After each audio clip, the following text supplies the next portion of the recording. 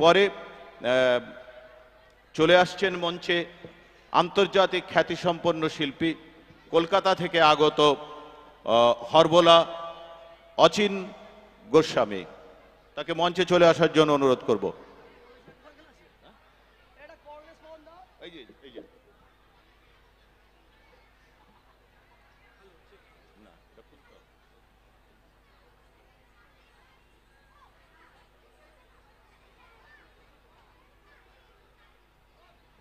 Hello, check check check.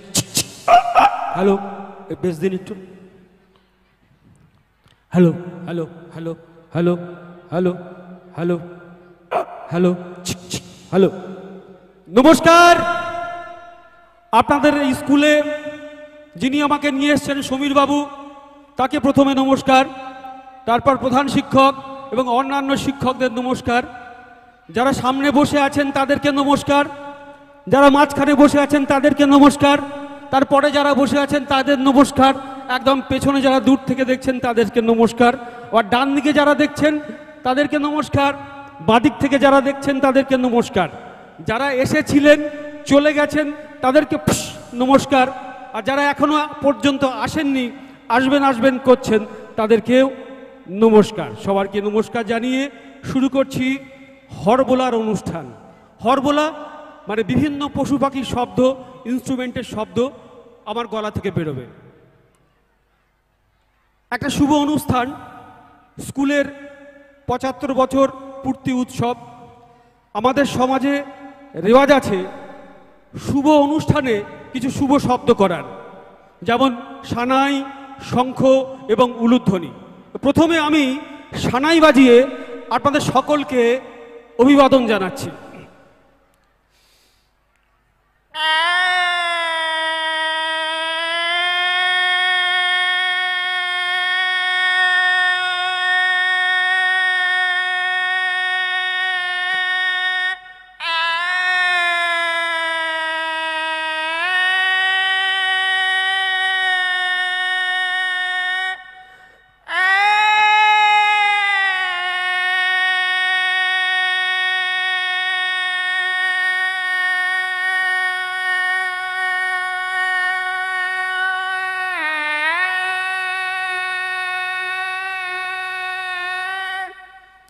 এরপর শাঁখ বাজিয়ে শোনাচ্ছি।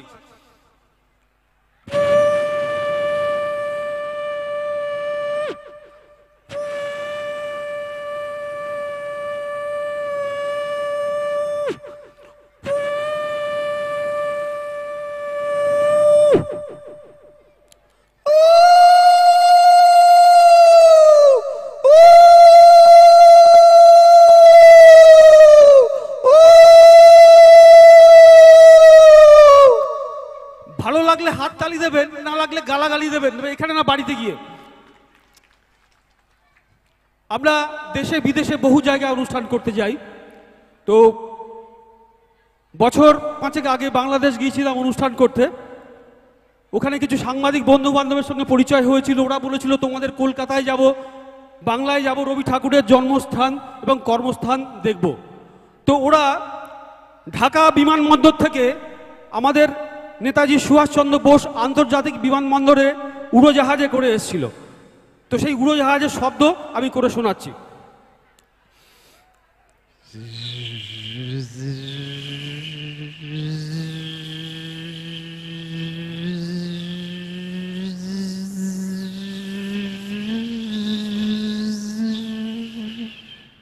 ওরা নেমে এলো, আমরা ওদেরকে অভিবাদন জানালাম।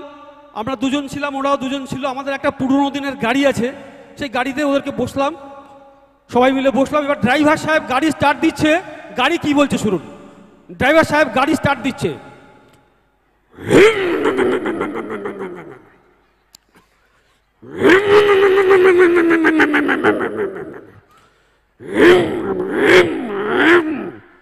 ড্রাইভার বলছে স্যার গাড়ি স্টার্ট নিচ্ছে না, ধাক্কা মারতে হবে। এই সর্বনাশ করেছে, বিদেশি অতিথিদের সামনে ধাক্কা মারতে হবে, মান সম্মান নষ্ট হয়ে যাচ্ছে। কি করব, আমরা গরিব শিল্পী, আমাদের পুরনো দিনের গাড়ি। তো আমরা বেরিয়ে এলাম গাড়ি থেকে, ওদেরকে বসালাম, বসিয়ে গাড়ি ধাক্কা মারছে। আর গাড়ি কি বলছে শুনুন।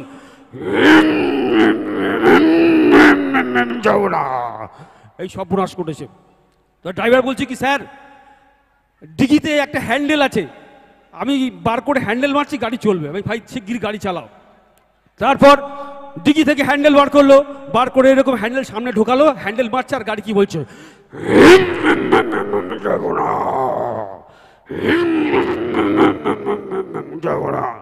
এইবার ড্রাইভার রেগে মেগে জোরে হ্যান্ডেল মারলো, আর গাড়ি কি বলছে,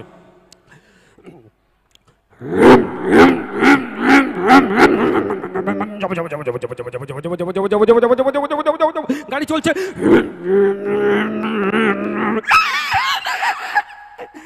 আচমকা ব্রেক মারলো, সামনে একটা কুকুর পড়ে গেছিল, কুকুরটা পুশ করে পালিয়ে গেল, গাড়ি আবার চলছে। কলকাতায় যারা গিয়েছিলেন তারা হয়তো শুনেছেন, যারা যাননি তাদের জন্য শোনাচ্ছি ট্রাম গাড়ি কিভাবে চলে, ট্রামের শব্দ। আমাদের পাশ দিয়ে একটা ট্রাম গাড়ি বেরিয়ে গেল, ট্রাম গাড়ি কিভাবে যাচ্ছে,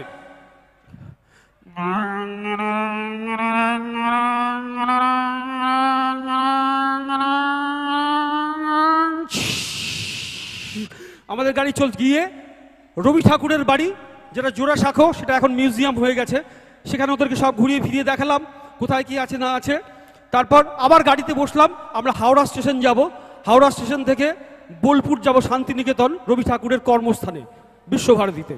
গাড়ি আবার চলছে, পাশ দিয়ে একটা ভিআইপি গাড়ি বেরিয়ে গেল। সেই ভিআইপি গাড়ি কিভাবে বেরিয়ে যাচ্ছে শুনুন,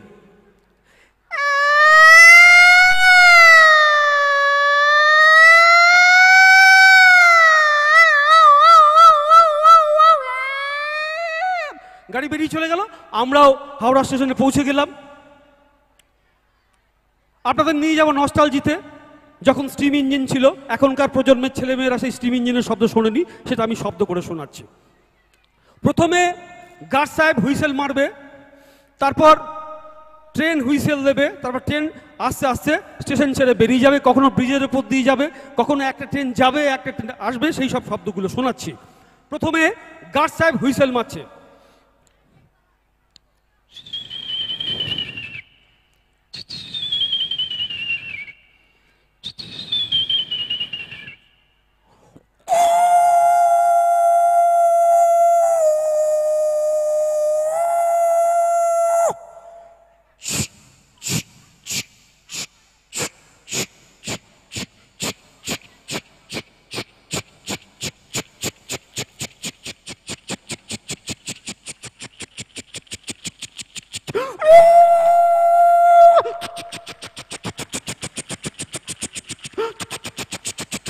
ট্রেন ব্রিজের পথে যাচ্ছে,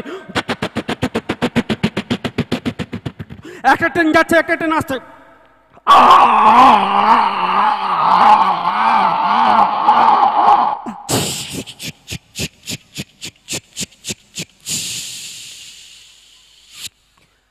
আমরা বোলপুর স্টেশনে চলে এলাম, ট্রেন থেকে নামলাম।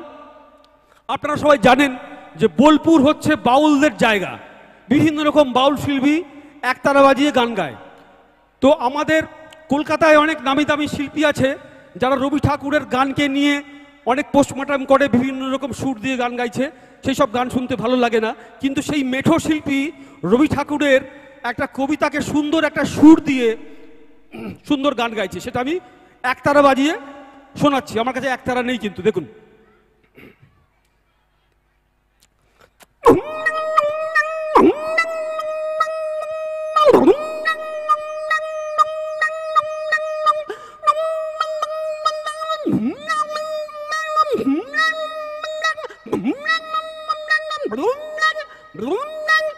কুমোর পাড়ার গরুর গাড়ি,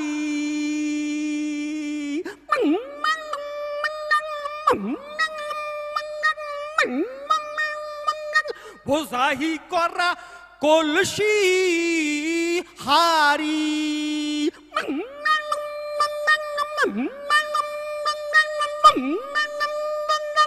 গাড়ি চালায় বহংসী বহদন, সঞ্জয় চাই ভাগ্নে মদন,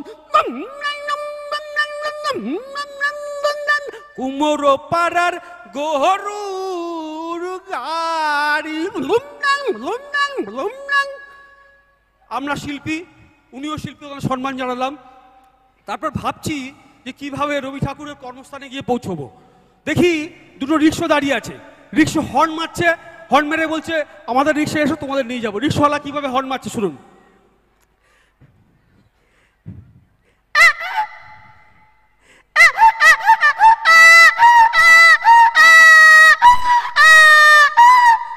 আমরা রিক্সায় গিয়ে উঠলাম, রিক্সা চলছে, কপালের নাম গোপাল। রিক্সার টায়ার পাঞ্চার হয়ে গেল, সেটা শব্দ করে শোনাচ্ছি। রিক্সা চলছে,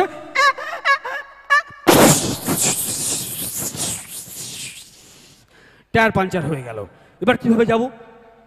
দেখি একটা ঘোড়ার গাড়ি দাঁড়িয়ে আছে, ঘোড়া ডাকছে, ঘোড়া ডেকে বলছে আমাদের গাড়িতে এসো। ঘোড়া কি করে ডাকছে?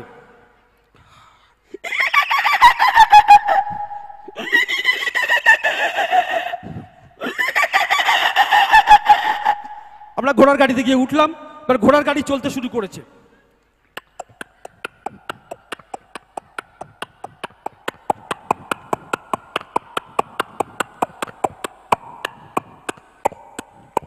আমরা পৌঁছে গেলাম রবি ঠাকুরের কর্মস্থল শান্তিনিকেতনে। সারাদিনের পরিশ্রমে খাওয়া দাওয়া করে শুনে পড়েছিলাম। পরের দিন সকালে ঘুম ভাঙলো বিভিন্ন পশু পাখির শব্দে। বিভিন্ন রকম পাখি, কিছু পাখি চিনি, কিছু পাখি চিনি না, সেই সব পাখির কিছু শব্দ করে শোনাচ্ছি।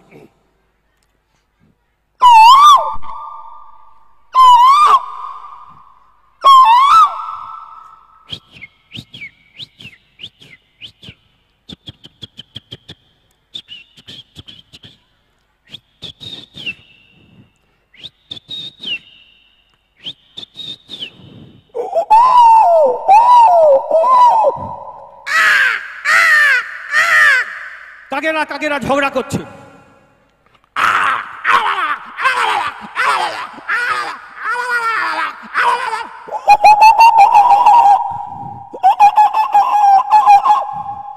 এইসব পাখির শব্দে ঘুম ভেঙে গেল। আমরা উঠে পড়লাম। আমরা গ্রাম দেখতে বেরিয়ে পড়লাম। আমরা শহরের মানুষ, গ্রাম দেখতে খুব ভালোবাসি, গ্রামকে খুব ভালোবাসি, গ্রামের মানুষকেও খুব ভালোবাসি। আমরা গ্রাম দেখতে বেরোলাম। দেখি কতগুলো মোরগ মুরগি ডাকাডাকি করছে আর টুকটুক করে ঠুকরে ঠুকরে খাচ্ছে। তো মোরগ মুরগি কিভাবে ডাকছে?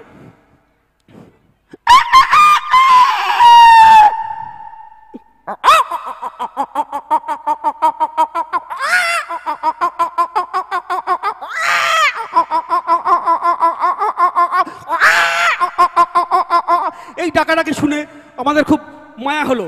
আমরা ভেজানো ছোলা খাচ্ছিলাম, এরকমভাবে ছড়িয়ে দিলাম। তো ছড়িয়ে দেওয়ার পরে মুরগিগুলো কিভাবে ডাকছে?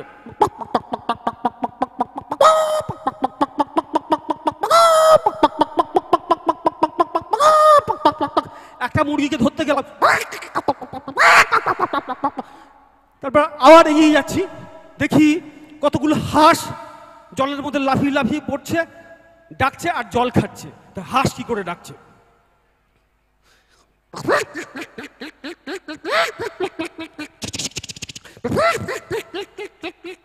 আবার এগিয়ে যাচ্ছি। দেখি একটা ছুতোর মিস্ত্রি কড়ার দিয়ে কাঠ কাটছে। সে কড়ার দিয়ে কিভাবে কাঠ কাটছে দেখুন।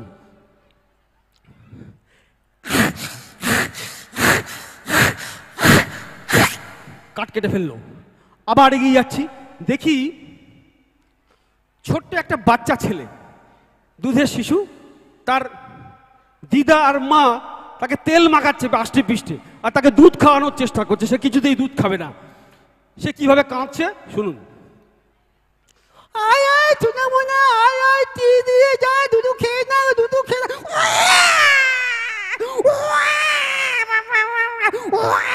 না না কাঁদি না, কাঁদি না, দুধু খেয়ে না, দুধু খেয়ে না। ও চুনা চুনা কাঁদি না, কাঁদি না। জোর করে দুধ খাইয়ে দিল। তারপর আবার ঢাকা যাচ্ছি। দেখি একটা রাখাল বালক বাঁশি বাজাচ্ছে, আর তার সঙ্গে গরু, ছাগল, ভেড়া সব ঘুরছে। তারা মাঠে ঘাস খেয়ে বেড়াচ্ছে আর ডাকছে। রাখাল বালক বাঁশি কি করে বাজাচ্ছে?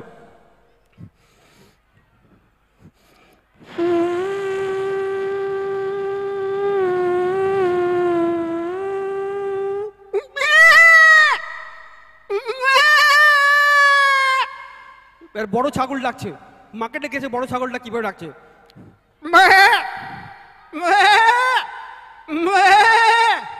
কোত্থেকে একটা পাঠা চলে এসছে, পাঠা কি করে ডাকছে?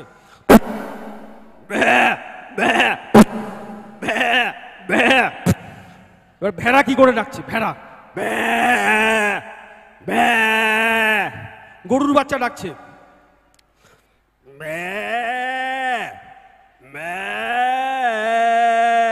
ওর মা ডাকছে।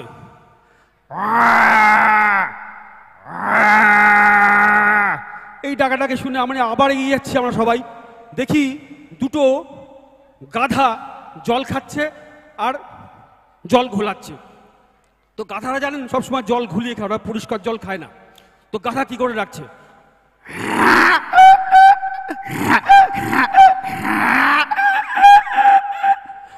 এইবার দেখি দুটো বিড়াল ঝগড়া করছে, দুটো হুলো বিড়াল কিভাবে ঝগড়া করছে একটা হুলি বিড়ালকে নিয়ে। ও বলছে হুলিটা আমার, ও বলছে হুলিটা আমার। হুলো বিড়াল ঝগড়া করছে।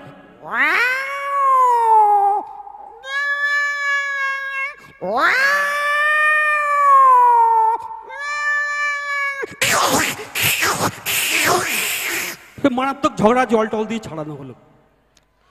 তারপর দেখি যে একটা বাচ্চা কুকুরটা ডাকছে। বাচ্চা কুকুরটা কি করে ডাকছে?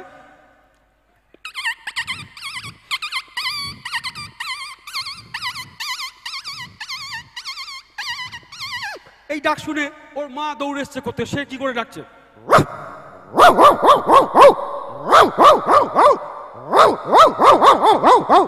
এই ডাক শুনে ওর বাবা ছুটে এসছে। বাবা কি করে ডাকছে?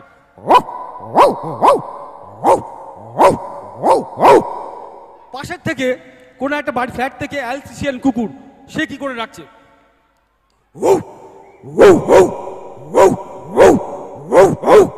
এই ডাক শুনে সব কুকুর একসঙ্গে চিৎকার চেঁচামেচি শুরু করেছে।